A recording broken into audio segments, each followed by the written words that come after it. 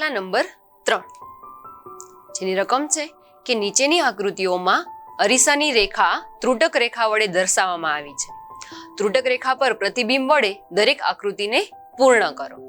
અહીંયા આકૃતિનો એક બાજુનો ભાગ આપેલો છે, બીજી બાજુનો ભાગ આપણે પૂર્ણ કરવાનો છે. સૌપ્રથમ પહેલી આકૃતિ છે જેમાં ચોરસનો એક બાજુનો ભાગ દર્શાવેલો છે, તો બીજી બાજુનો ભાગ આ પ્રમાણેનો થશે. પીળા રંગનો જે ભાગ છે એ આપણો જવાબનો ભાગ છે. આકૃતિ બી, જેમાં ત્રિકોણનો એક બાજુનો ભાગ દર્શાવેલો છે, તો બીજો ભાગ આ પ્રમાણે થશે.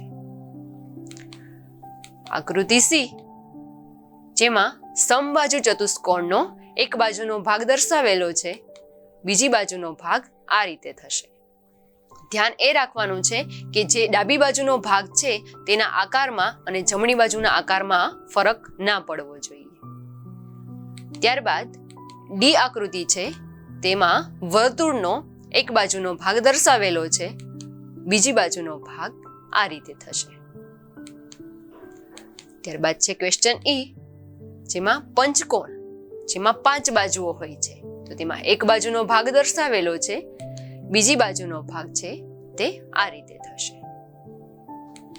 ક્વેશ્ચન એફ, જેમાં અષ્ટકોણ, અષ્ટકોણમાં 8 બાજુઓ હોય છે, એક બાજુનો ભાગ એટલે કે 4 બાજુઓ દર્શાવેલી છે, બીજી બાજુનો ભાગ છે તે આ પ્રમાણેનો થશે.